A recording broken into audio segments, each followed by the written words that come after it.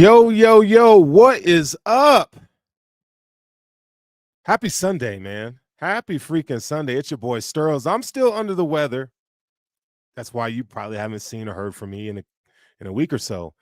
I've been dealing with the flu, but I wanted to come in here and talk some Bills and Patriots, man. Big time win today for the Buffalo Bills, who got a little help from the Ravens. Now we're going to talk about the Bills' playoff hopes. We're going to talk about Josh Allen's MVP run might have come to an end today, thanks to Lamar Jackson. But man, what a day it is to be a Bills fan. And the game didn't go necessarily how we all planned and hoped for. That's for damn sure. There's still some inconsistencies with this passing game, man.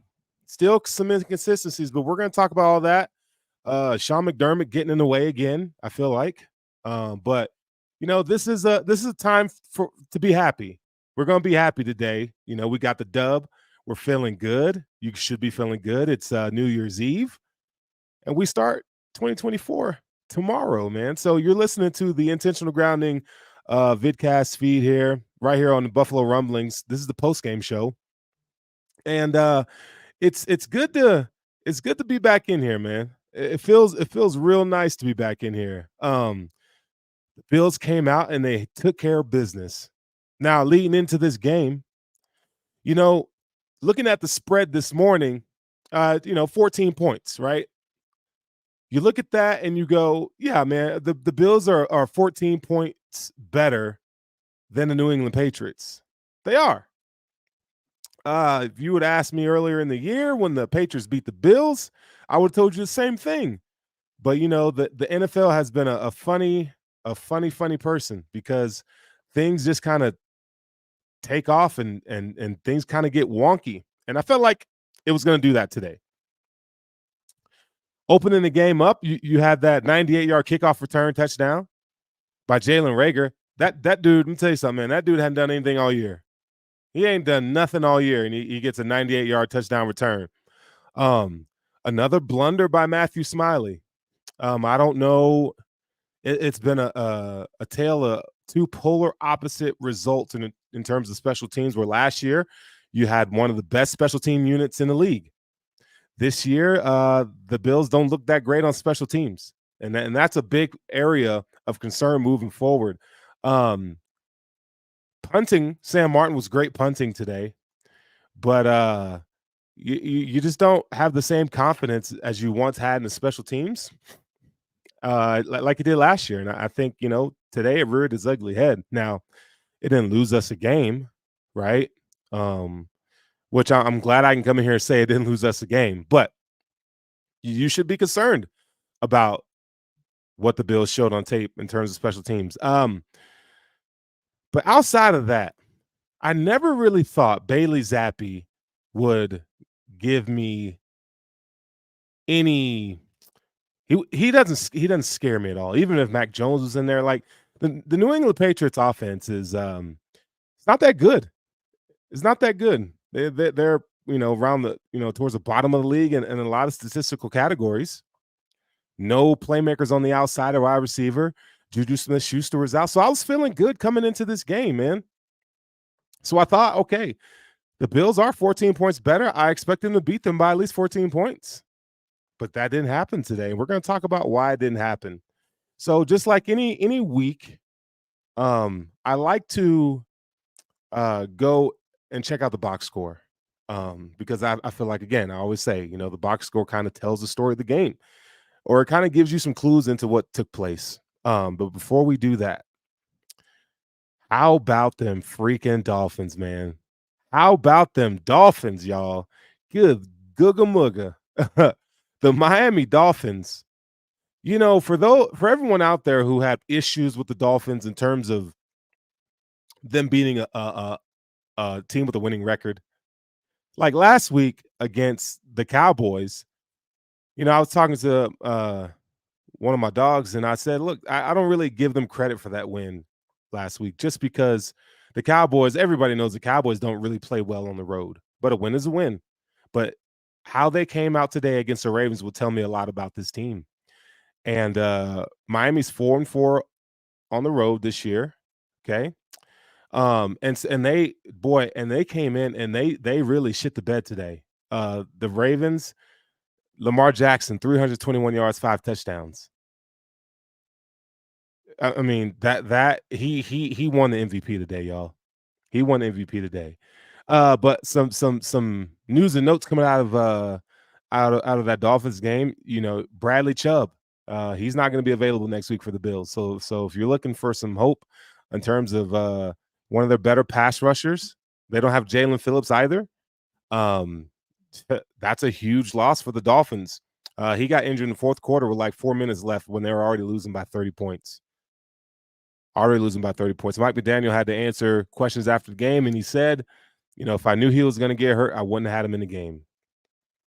And I think at some point, that does fall on your head coach when you're down by 30. Like, what are you trying to preserve here? Your image? Are you trying to save face? Are you trying to stick it to your team and say, hey, you come out here and you play like crap, then you're going to play the whole game at least. So, I mean, I don't know. Players are going to play. But, yeah, I think he really hurt his team. He really hurt his team. Tua went out today as well with a shoulder. He says he's going to be fine from coming into next week. So they will have Tua, but they will be missing another key piece on that defense. And that's what we know on the surface. So we'll see how everything kind of plays out. But how about it? The Dolphins and the Bills will play for the division in Miami next week. We don't know what time that game is, but man, what a turn of events, boys and girls, man, ladies and gentlemen. We have everything that you hoped and wished for this season in terms of what the stretch, the stretch run. Hey, we're here. We are freaking here because the Bills can come in here. They can come in Miami and handle them boys. I really do think the Bills are. I mean, the Bills are the current favorite in that game. They have to be. The Dolphins really haven't shown anything, that you're like scared of. I mean, obviously Tyreek Hill, that passing game is lethal, but the Bills got Daquan Jones back today, and boy, and I haven't watched the all 22 yet because it's not out. But the presence of Daquan Jones back in his defense is a welcome sight to see, because let me tell you what it does. It allows you to free up Ed Oliver one-on-one. And we know Ed Oliver he's been a wrecking ball of a player this year for the Buffalo Bills in that defensive line interior. And I'm telling you, he had a hell of a game today. He had a hell of a game today. So Daquan Jones looked to be back 100%. And I can't wait to dive into the all 22 to kind of tell the story to see what his impact was really. But the Bills, man, they played well. Gouda Buddha says the script is written. Hey, if the script is written, can that script include the Bills winning the Super Bowl? I'd be okay with that, watching that sitcom play out. I'd be okay watching that show play out. Give me the Bills in the Super Bowl. Look, I feel like Josh Allen said he's going to be okay. So I already went over that. He had that little stinger on the opposite shoulder that has been ailing him all season. Josh is going to be okay. So from all accounts, it sounds like the Bills are coming out of this game pretty damn healthy. And I love it. So let's go to the Buffalo Rumblings post-game script here, as we'll call it. The box score. Bailey Zappi on the day, 16 of 26, 209 yards, 8 yards per reception, 3 interceptions. And boy, those 3 interceptions in the first quarter. The Bills really put on a clinic in that first quarter. You saw the first interception by Ed Oliver on a tip pass by Rasul Douglas. Not only did Ed Oliver catch that, but he caught that bad boy one hand. Ed Oliver was amazing. The second one was, on the in-breaking route, thrown to Rasul Douglas. I mean, look, and Rasul Douglas got another interception. So Rasul Douglas definitely getting defensive MVP today. And he balled out. But Bailey Zappi, I mean, they kept him on his toes. One of the things that, for as much as everyone wants to say about Sean McDermott, when it comes to young quarterbacks, he really does like call good games against young quarterbacks. Like you gotta give him his flowers there, because Bailey Zappi, I mean, the coverage, the changing the pitcher post snap, in terms of coverage wise, and just the blitzing, through the A gap on the edges. I mean, these guys, the Bills were relentless with the blitz. They got Bailey Zappi down 3 times, so 3 sacks, losing 18 yards on that. Bailey Zappi was 47.3 quarterback rating today. That's pretty bad. Um, so they were really able to get a little bit physical with these wide receivers, meaning that they don't really have anything. They got Devontae Parker. He had a nice catch on the sideline, but outside of that, they have nothing. And pardon me today, y'all. I know my voice sounds like a mess, but I'm trying to get through this. But I'm getting better. I'm definitely getting better. So I appreciate it. I didn't want to go another week without coming in here, even though I might not be here in here the whole hour today, but I am getting better. So my voice is coming back. New England rushing the ball, 24 carries, 103 yards. They fared pretty well on the ground overall. I mean, I think this is inflated by Bailey Zappi's 5 carries, 37 yards, and a touchdown. Ezekiel Elliott had 2.8 yards per carry and a touchdown. Like the Bills up front, they controlled this game at the line of scrimmage, and that's a welcome sight to see. You want to see your defensive line playing this well, your defense overall playing this well, when it matters most in the season. You know, um, receiving the ball, Kevin Harris, running back, had that 50-yard run on a screen pass. And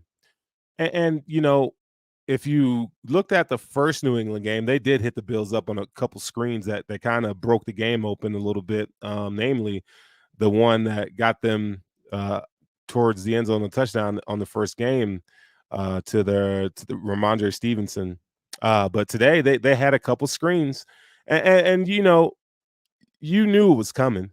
You knew it was coming, but I was a little disappointed that they didn't do it more. As much as aggressive as the Bills were defensively, I felt like to help your young quarterback, they should have utilized the screen game a little more, and they just didn't. So, but they did get a couple were pretty successful.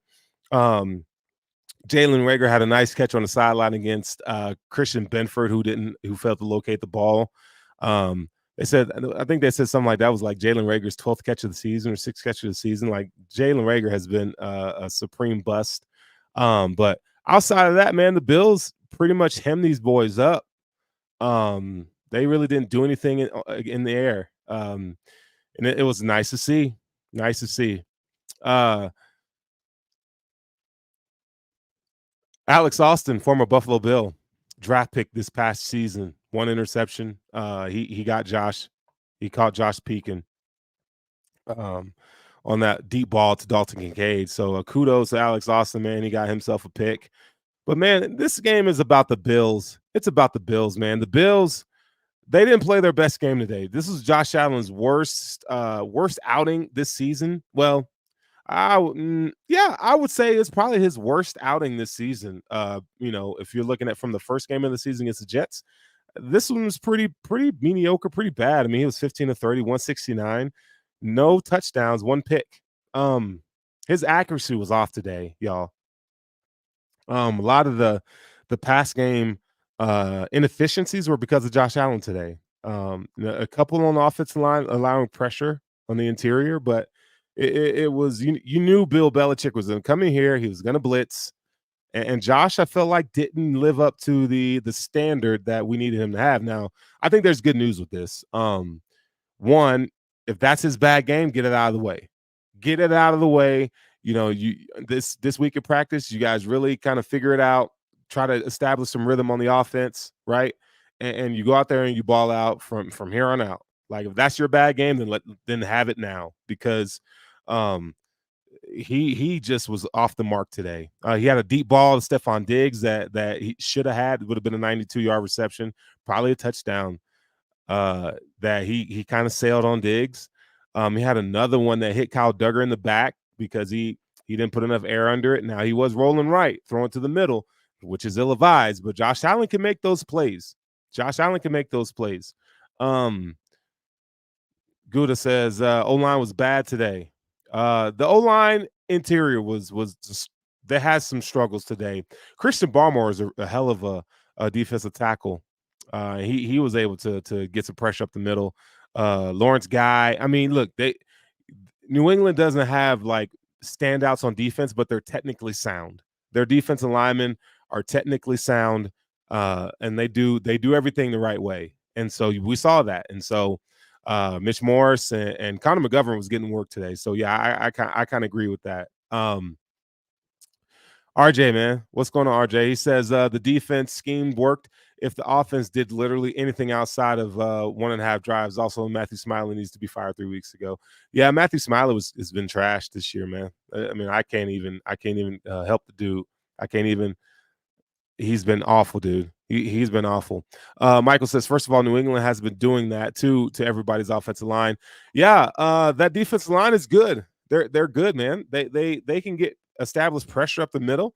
Um, they get those guys have heavy hands and they're gonna move people out of the way. So they play well. Like I ain't gonna take nothing from those guys.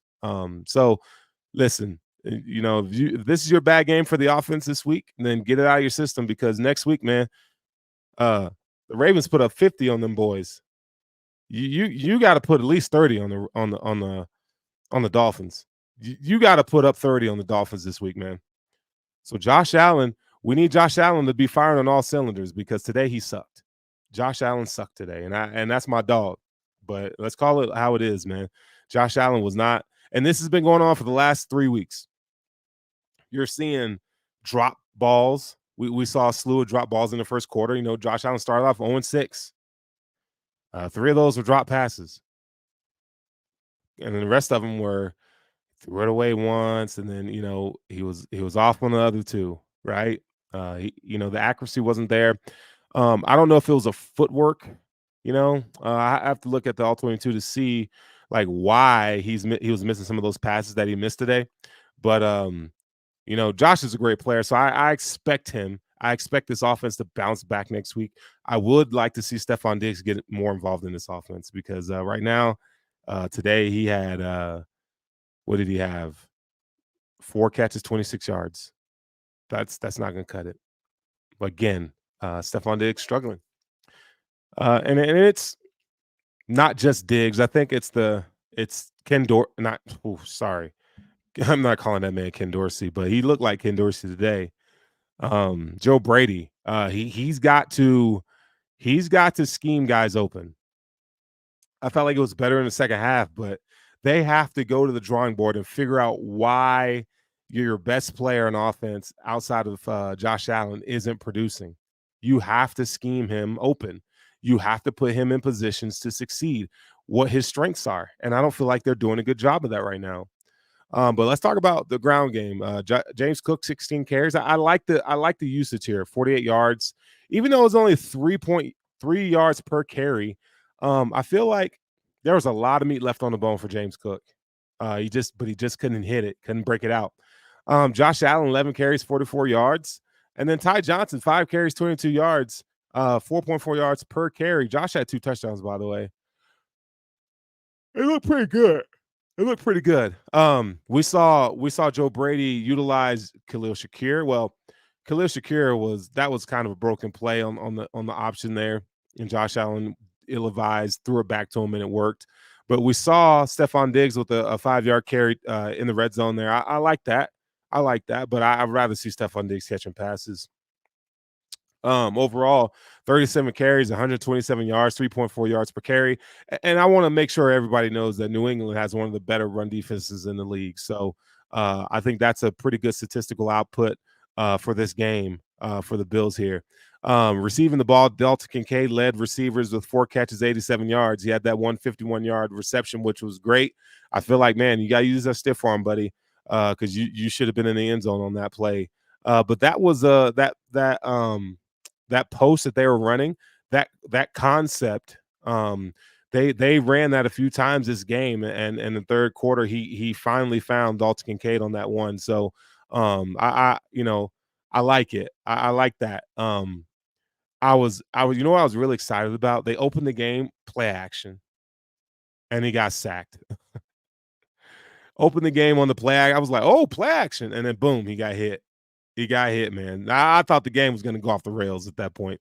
But they bounced back. But I don't know, man. If you ask me, like, do I feel like the passing game is it going to be the downfall of this team this season in the playoffs? Because you got to be able to throw the ball. You got to. I mean, and I'm thankful that the Bills can run the ball successfully. That's great. But you're going to have to find more balance in the pass game because you're going to need to be able to do that. You're not going to be able to just run the ball in the playoffs. Now, listen. Here we go. Here we go, y'all. You're more get in here. You are more than welcome to jump on in here. Don't be capping. Oh, Spence over there capping. He I even told him when I was going live. He tripping, y'all. Don't pay him no attention. But Khalil Shakir, second half, he looked good. I liked his ability to beat zone coverage, and he was able to find the open area in the zone and sit there and make catches. Like, you're gonna need Khalil Shakir to do that. You're gonna need it because I think he's a very integral part of the offense moving forward in the playoffs. I mean, in my opinion, he's taking the place of Gabe Davis.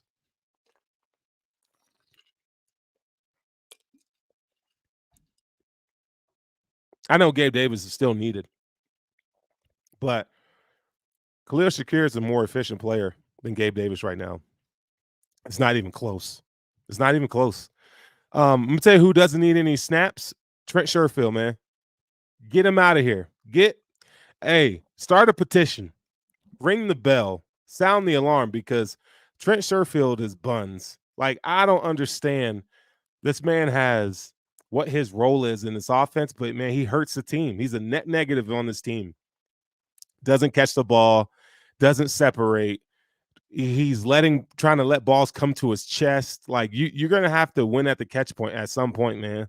Like that stuff is that's not acceptable. Trent Sherfield is buns. Sorry. I can't handle it. I cannot handle it. Gabe Davis today, 2 catches, 21 yards on 3 targets. So the target share today was Kincaid led with 7. Well, no, Kincaid and Diggs with 7. And then Khalil Shakir with 4 targets, Gabe with 3, Latavius Murray 1, and Trent Sherfield 3 targets, and he was a zero burger today. Get him off the field, man. Get him off the field. But I do think, Kincaid, Shakir that's your bread and butter moving forward in the playoffs. And you're just gonna have to hope and pray that you get something from Stephon Diggs. But those are the guys that the passing offense should run out of. And I think as soon as they realize that Khalil Shakir is your best receiver outside of Diggs, the better off they'll be. The better off they'll be when they really realize that Khalil Shakir can ball. He has good hands. He can run routes, and he's hard to bring down. He is hard to bring down. So, I really liked what he was able to add to the offense and what he's been doing this whole season. So, a guy that I didn't think was going to make the team, he's coming out and he's looking the part. So, kudos to him. Josh had 2 fumbles today. The second one almost cost us.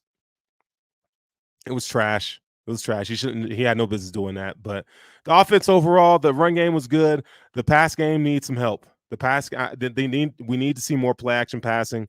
Hopefully that's something that we see in the Miami game. We've been asking for it all season. Right now, the Bills are like 26%, I think, in terms of play action pass. That needs to be high 30s, upper 40s even. You need more play action pass because now you have a respectable run game, right? So you need to keep those linebackers in, right? Keep those DBs looking in the backfield to give your wide receivers a little bit more time to separate and to get down the field where Josh Allen succeeds and throws the ball, which is down the field. So I like. Let's talk about the defense now. Man, you talk about balling out. Look, Terrell Bernard. The man had 10 total tackles, 8 solo. That's That's pretty good, man. 8 solo tackles. He had 2 sacks, 3 tackles for loss. The way Sean McDermott was using him to blitz, chef's kiss. It looked pretty good, man. It looked pretty good. Um, so I'm pretty pumped about that. Spin says doesn't look like the Bills clinching the playoffs this week. They won't, and none of us should expect it Bills to get to the play. Oh, look who we got now. Look who it is. Jay Smith's See, the king. I'm just saying because you lied. You lied on air. You lied on air. Ain't nobody lie on there, dog. Bruh, I wasn't even gonna jump in because honestly, I called you and I was gonna Y'all fall hear him? back. No, I'm just saying because I called you and I was gonna fall back, but you lied on air like I was gonna lie. See, y'all hear him coughing? Y'all hear him dying on air? I called him to say, "Hey, yo, I know you've been dying all week. You haven't been hydrated. You've been killing yourself. If you need someone to fill in for you, I will." But I've been looking to get on the post game show. He said, "No, I got you, dog. You good, man. I appreciate you looking out. Holla. Have a good day." I said, "All right, man. Love you." He said, "Love you too. Bye." And that was the end of it. Now he gonna get on the show. He gonna go live and make it seem like I'm just lying and I'm out here talking stuff. Don't He be is. lying on the kid, man. I'm trying to hold you down. I love you. The Buffalo kid is capping, y'all. He's capping. that's What's my good, that's Sterling for the girls? hey, that's my dog over there. That's my brother. That's my Hey, 10 dog. My toes down. I dog. do anything for that dude over there, man. That Anything for dude, my dog. he's seen he knows the worst parts of me, seen the worst parts, and that's why I love him, man. That's my dog right there. I do anything for Yeah, him. yeah. Um, real quick though, what are your Yeah. thoughts on that offense, man? Because that offense, hey, it was kind of trash today. Not gonna lie, man. They had so many trips from turnovers that they got in plus territory, and they could not get it in the end zone, man. It looked pretty bad. It's frustrating, because on one hand, it's like for the last 4 or 5 weeks, we all want to give compliments to Joe Brady and we want to say how the offense has improved and we look so much better and Josh is looking this way and James, the run game, James Cook is cooking and all this stuff, right? We want to say it, all this stuff Yeah. every single week. And then you go against the Patriots in a game where you feel like the Bills, just like the first matchup against the Patriots, in a game where you feel like the Bills should win by multiple scores, they Mm-hmm. make it difficult on themselves. And it's one of those things where it's like, okay, do we start to look at this as like, is this something that the Bills are doing to themselves, or is this something that it's really a concern? Because like going into the playoffs, do teams know how to, do they know how to game plan against the Bills? Do they know what the weaknesses are, whether it's Joe Brady or Ken Dorsey? I don't know, but the thing is, it's frustrating when going into this game, we're better than the Patriots, top to bottom. Like literally, you go room to room. We're better. We're better. Yeah. But we win this game this way. It's frustrating. So yeah, for me it's an issue, and I think I'm more nervous about. I'm not nervous about week 18. I'm nervous about the playoffs because I Mm-hmm. think we can beat the Dolphins. But what I think is when we hit the playoffs, what's going to happen is you're playing against teams that have good coaches and good teams, and they know how Right. to game plan. So if this is the side where it's like, well, no, we don't know how to get teams to game plan differently, and they figure it out. That's a concern for me because there was no reason why the Patriots should have been this close at all. Yeah, no, I agree with that wholeheartedly. And the crazy thing is that not only will the Bills be playing for the division, they'll be playing possibly for the number 2 seed. Now you would need the Browns to lose next week, but it's a big time game, man. It's a big Mhm. time game. I'm not worried about the game. I think the Bills will handle them boys. Like I'm not worried about that. But like you said, though, it's the playoffs, and it seemed like how are all these teams so successful at taking digs away? That's what I want to know. And it falls on Joe Brady. So okay, and that's fair. But to me, so I was actually going to ask you this after your show. So you feel like teams have been scheming Diggs away. You don't think that the Bills just haven't been getting Diggs the ball. So because for me, I look at it like, yo, the Bills, they haven't been doing their job at making sure Diggs gets the ball. Diggs is not the type of player where you have to scheme open. He is open. And I know Mm-hmm. like games like today, it's like the Patriots have a really good, and they do. Don't let the record fool you, listeners and watchers. The Patriots have a really good defense. So what they did today, you got to give them credit. It's not that the Bills suck. It's not that Stephon Diggs sucks. But my question to you is, you feel like Diggs struggled getting open versus I don't know. I don't even know how I Yeah. want to ask this because to me, I feel like No, Diggs got I think open. I know what you're asking. Like, he's been struggling to get open recently. Okay. And I don't know what it is. He just hasn't been dominant in terms of beating man coverage when it's presented. And then you mix that in with like the passing coverages that are placed on him, and then the route concepts that Joe Brady's given him. Like, I feel like Joe Brady needs to cook in some more option routes for Diggs, more throws kind of around the line of scrimmage to get the ball in his hands. Now, when they tried to do that today, it was a holding call. And, Diggs after the catch is really good, but they gotta, not that he needs to be schemed open, but he needs to be the primary receiver on these plays, and I don't feel like he is. And then Josh, it falls on Josh too, because when Diggs does win, Josh isn't hitting him, and that's a problem. We saw that today. Yeah, but I guess okay, you're right. Like everything you just said there, I can't debate at all. But I guess overall, to me, it's like a lot of times, like when I'm talking or I'm debating people about this whole thing, like the thing I Mhm. started off with about Diggs. Diggs is open, man. Like I don't think Diggs, like there may be a play or two or three during a game where he may not be the best version of himself where he's open. We can argue about everything else about the offense and where they struggle and Sure. where Josh isn't Josh, but Diggs is Diggs has no problem getting open. And by open, I mean NFL standards of open. Like there are times where Diggs will get a step and in the NFL, you get a step on a guy, you're open. You're open. Diggs gets a step or two. Diggs get two steps or three. Like he's the guy that he's always open. So when like I even had people arguing in my mentions today, well, no, when Diggs is open, bro. I don't know what you watching. I don't know how y'all watching the same thing I'm watching because I see throws like I see plays every single time where Josh could fit it in there, and instead he's forcing it somewhere else. Where it's like, but I guess that's my point. That's my point. Yeah. And it's not just Diggs. It's Gabe Davis too. Now, Gabe Davis doesn't Hmm. get open, but there was a play, two plays I saw today where Gabe is open and he ain't throwing the ball. There was a deep slant that he kind of missed Shakir on the RPO. Um, like Josh wasn't playing good ball today. When we look at all 22, we're going to see in a lot of missed opportunities. So I don't know, man. It's a culmination of Joe Brady like giving Josh what he's comfortable with. I don't think he's doing a good enough job at that. Um, and then Josh's execution. I mean, how many weeks in a row have we talked about Josh missing open guys for big plays down the field? He's like choosing to turn it down, and it's concerning. Can't do that in the Well, playoffs. you know what's concerning me more though? It's not that he's missing him, it's how he's missing him. Like cuz I feel like okay, today we got to see an overthrow, right? It was like the Hmm. first overthrow that we got to see from Josh in forever. And when you have a quarterback like Josh Allen who has the arm that he has, and we talk about why you draft a guy like Josh to come to Buffalo.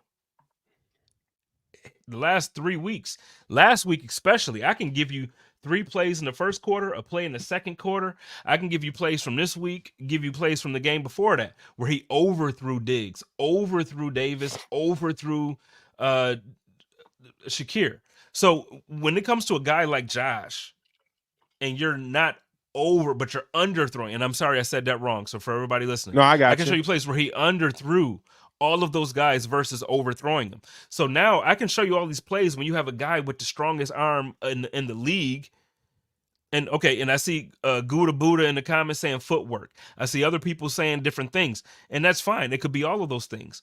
But whether it's tunnel vision, whether it's footwork, whether it's like regardless of what it is, a quarterback like Josh Allen shouldn't be underthrowing anybody. You get what I'm saying? So like Yeah. if he's off when it comes to accuracy, cool. That's one of those things where it's like, you know what, you're right, I got you. He got to be more accurate. But when you draft a quarterback with an arm like that, to me, there should never be a conversation of saying, why were there 3, 4 underthrows? Underthrows. Yeah, Josh is trying to he's trying to fit it in. He's overthinking it, man. That's why Yeah. you're underthrowing it, because you're overthinking it. And Plain I and can't even simple. blame that on Brady. You can't blame that on Brady. Nah. He's got to play better. And you know what Yeah. else is hampering this offense, man? They don't have a like Shakir is solid. He's okay, right? But they don't I have like another him. receiver that can separate and make defenses be honest. Like they don't have another threat on the outside of Diggs, and that's a problem. You're What do you seeing, mean? yeah, you know it. They ain't got it. No, They I'm don't not. have another. They What do you mean, man? Davis he's a wide receiver too. Gabe Davis is a wide receiver 1B. What are you talking about, Sterling? right. I know. What are you I know. talking about? I know. It's crazy. Josh He's so good. Allen. Josh Allen told me that Gabe Davis wasn't a wide receiver 2. He told me that Gabe Davis was a wide receiver 1B. So what are you talking about, Sterling? You saying that Gabe Davis ain't, you mean we need another receiver? What do you mean we need another receiver? What do you Gabe mean? Davis ain't a 2 or 3. God, He ain't a 1, 2, or 3. That man's a 4. He yikes. is your wide receiver 4. Gabe Yikes. Davis should be getting what Trent Sherfield's getting in the offense.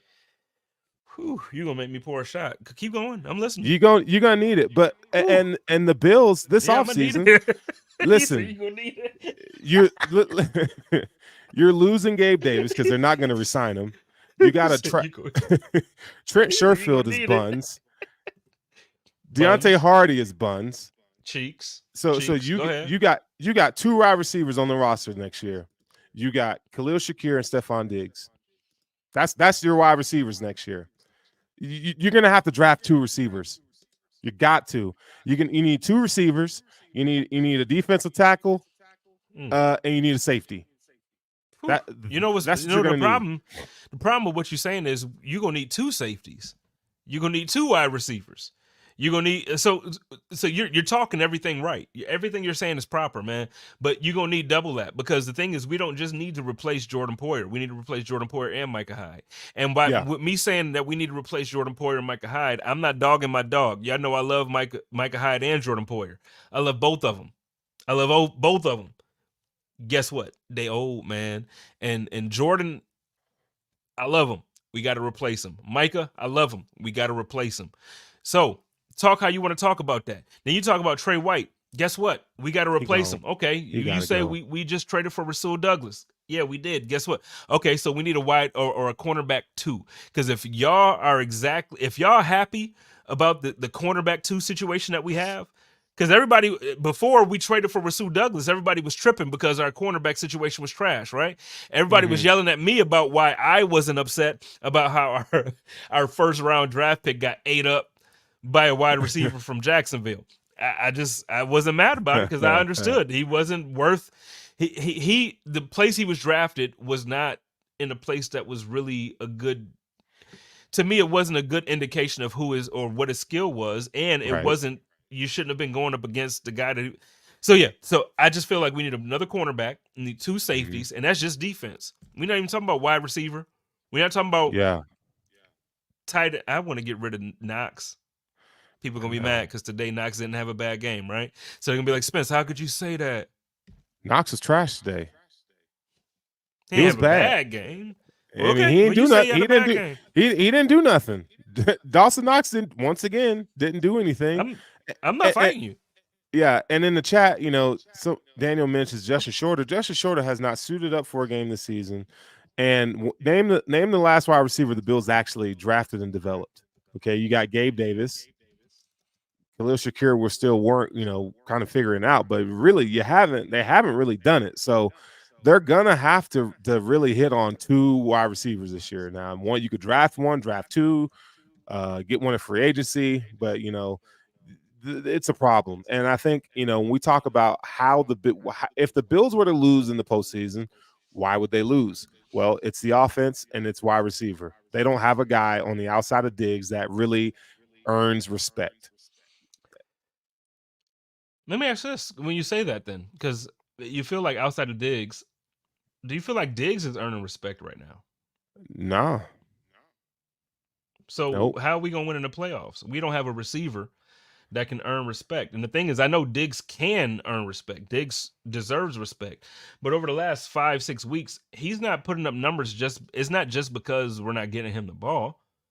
Like, it ain't like Yeah. Diggs is playing a perfect game and then Josh is deciding to not throw it to him. Like, I hope everybody remembers that we were complaining because Josh was forcing the ball to Steph, and that the offense felt like we were only targeting Steph at times. Mhm. So now we're complaining because Steph isn't getting the ball enough. I need y'all to understand, this isn't because Josh don't want to throw it to Steph. Like, Josh is programmed to look for Steph first. I just need y'all to get that. Like, this isn't coming from Spence. I'm telling you what I know. He's programmed Steph. Then after Steph, Yeah. okay, let's go through the reads. And if you don't believe me, you could watch a game since Stephon Diggs was traded to the Buffalo Bills. Go back and watch every single game. You'll find plays where he don't look Steph ways first, but I guarantee you, and I'd be willing to bet my entire month's check from SB Nation, Buffalo Rumblings, Vox Media, any of them things. I'll bet my whole month's check that you won't come out to a game. Any game that you watch, when you review the film, if you find more plays where Josh looks away from Diggs first, I'll give you the whole year's check. I'll give you the whole year's check. So I'm saying it to say the reason why Diggs isn't getting receptions recently is not just because all of a sudden Josh don't want to look his way or the offense is not trying to get him the ball. I need Diggs to do his job like he's been doing his job for the last several years that he's been in Buffalo. Get open and Yeah. get the ball. Get Yep. the ball. Got to. Now it's go time. You know, like now is not the time for excuses. You know, for all intents and purposes, next week is your first round playoff game. And you got to come out and you got to beat the Dolphins, man. So, but the Bills, you know, I'm not worried about the defense, which is crazy. Like the defense is playing well. Ed Oliver is having one hell of a season again. I mean, even today, what do you have? An interception. He had a sack today. An Tackle for interception was loss. I big mean, time. bro, wasn't it? Big time. He's been unreal. Daquan Jones, man. I don't know if you noticed this watching the game, but the presence of Daquan Jones in his defense, man, they missed him. He was phenomenal today, man. He was good. I mean, constantly taking up two guys. I mean, he two gapping. He was phenomenal. Hey, Jeremy, what's he doing? The script is confirmed. Yeah, shout out to my dog. Shout out to my dog. Uh, but to what you're saying about the game though, like, no, you're right, man. It was like you watch that game and you look at the way everything played out, and it's like now you look at all of this, and now you look at Jeremy's tweet or his comment here. The script is confirmed. Look, it's supposed to be. This is the way it was supposed to go from week 2, week 1. We shouldn't have lost to the Jets when Aaron Rodgers went out. You know what I'm saying? Like, we shouldn't have lost to the Bengals. We shouldn't have lost to Bengals. I guess you could say as a toss up. We shouldn't have lost to the Broncos. Shouldn't even be in this position. We shouldn't even be in this position, man. So it's the like Jaguars, this is the Broncos, the Patriots. I mean, these are games that the Bills should have won. Well, I love you, man, and I'm happy to be here with you now. Like, I'm happy that now we have conversation this week about the possibility of the Buffalo Bills taking the AFC East, and all we have to do is it's in our hands, and all we have to do is beat the Miami Dolphins. And I can't wait to watch the chop up with you and Jeremy, man. But I just wanted to jump in for 2 reasons. One, I just wanted to jump in from the top and say, like, yo, you was a liar. And then secondly, I just wanted to say that, man, yo, you the GOAT, man, and I love you and I appreciate you. This has been the best year of my life. It's been one of the hardest 18 to 20 months of my life, but the last year, like the last 12 months, has been the best of my life, and that's been part of because of the fact that you've been in it, man, and you've been a big part of it. You've helped me grow in ways that I couldn't imagine. And you've helped me push forward with Buffalo Rumblings and with my goal and with my career in ways that I couldn't pray for, man. So I thank you. I love you. And any way I can ever have your back, I'm saying this publicly. You my dog. I got you. Any way you need me. I love you. Happy New Year. Do your thing. I'm jumping out of here so you can't even respond to me. Bye. Love you. Bye. That's my dog, man. He knows it's all love over here too, man. But yeah, so with that being said, I mean, let's take a before we get up out of here tonight. Before we get up out of here, you know, I wanted to go look at the New York Times playoff machine, and right now the Bills, obviously we know if the Bills win against the Dolphins, they have 100% chance to make the playoffs. Okay, but if the Bills were to lose against the Dolphins, the Bills would have a 91% chance of making the playoffs. So even though they haven't officially clinched today, they are The Bills are in the playoffs now. We just don't know what seed, right? We don't know what seed it's going to be. They could get the 2 seed, but they can get the 6 or the 7. 2, 3, 6. They could be either the 2 seed, right? If they win and the Browns lose next week, right? You could be the 3 seed if the Browns win and you win. You could be the 6. I mean, it's all over the place. There's so many different clinching scenarios. I think by the time the Bills kick off, I think they're going to play the night game on Sunday. But by that time, I think the Bills. By the time the game comes around, the Bills are already going to have a playoff spot clinched. So everything that we hope for, when we were looking down the barrel and thinking that this team might not make the playoffs, well, things kind of changed. And so the good news is that anything can happen in the playoffs. The Bills can beat anybody, right? When they're playing well, there's not a team in the NFL or in the AFC that the Bills cannot beat, right? It's just, what Bills team are you getting, and can you put it all together? You want to be playing your best football in December, January, and I look, man. I think that the Bills they're right there. The passing game, I kind of dogged the passing game today, but it's close. The Bills are very close in the passing game, and once they unlock that passing game and establish some rhythm on the passing game, they're going to be deadly to beat. You got one side of the ball figured out. Defensively, good. They were good. Sean McDermott, he was a little conservative today in some areas that I would like him to clean up. But the defense is back. They're solid. They're solid. But anyway, this is the Intentional Grounding podcast, the Buffalo Rumblings post-game show. It is New Year's Eve, man. And, with New Year's Eve, make sure that, if you're going to go party, man, make sure you do it safely. Call an Uber. Make sure, for the ladies, you send your location, right? Because, hey, man, people are crazy and they do wild stuff out there. I just want all my people to be safe, man. I want all my folks to be safe. But enjoy yourself. Have fun tonight, man. I'm still under the weather, so I'll be resting. I ain't going to be doing too much. I'm just going to be sitting here chilling, playing with the New York Times playoff machine, be looking around at some different scores. The Chiefs are beating the Bengals right now, so there's that. But with all that being said, man, peace and love, and I hope you guys enjoy the rest of your freaking night. So long to 2023, and bring on more good things in 2024. Again, this is Buffalo Rumblings and the Intentional Grounding post-game show, and I'm out of here.